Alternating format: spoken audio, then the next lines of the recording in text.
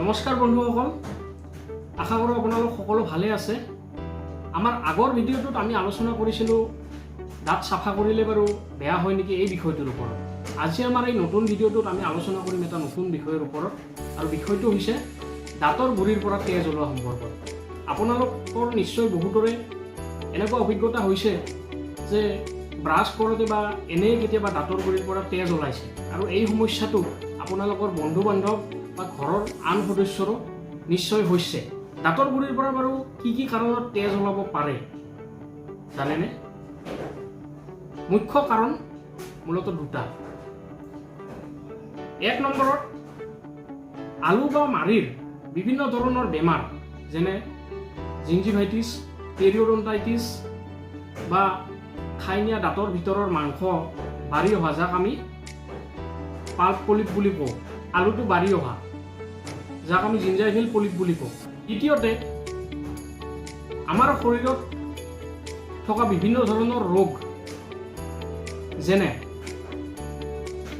Vitamin চিৰ অভাৱত দেখা দিয়া স্কাৰ্ভি বেমাৰ, ভিটামিন কেৰ অভাৱ, লিভাৰৰ বিভিন্ন ধৰণৰ সমস্যা, তেজৰ বিভিন্ন ধৰণৰ সমস্যা, যেনে তেজৰ কৰ্কট ৰোগ বা লিউকেমিয়া, বিভিন্ন ধৰণৰ কাৰকৰ অভাৱ বা ফেক্টৰ ডেফিচিয়েঞ্চি যিবিলাকক কওঁ আমি, বা হিম'ফিলিয়া, এই ধৰণৰ ৰোগৰ বাবেও দাঁতৰ গুৰিৰ পৰা তেজ ওলাব পাৰে। উচ্চ ৰক্তচাপজনিত বিভিন্ন ৰোগৰ বাবেও দাঁতৰ গুৰিৰ পৰা কেতিয়াবা তেজ ওলায়। দাঁতৰ গুৰিৰ পৰা তেজ ওলোৱাৰ আন এটা কাৰক হৈছে হৃদৰোগীয়ে লৈ থকা বিভিন্ন ধৰণৰ তেজ গোট নমৰা ঔষধসমূহ।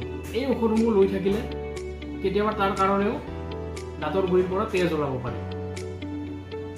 আৰু কেতিয়াবা ব্ৰাছ কৰোঁতে মাড়িবিলাকত আঘাত পায়ো দাঁতৰ গুৰিৰ পৰা তেজ ওলায়। গতিকে বন্ধুসকল, দাঁতৰ গুৰিৰ পৰা তেজ ওলোৱা সমস্যাটো সাধাৰণ সমস্যা হিচাপে আপোনালোকে আওকাণ নকৰিব, কাৰণ ই কেতিয়াবা ভিতৰত হৈ থকা ডাঙৰ সমস্যাৰ লক্ষণ হ'ব পাৰে।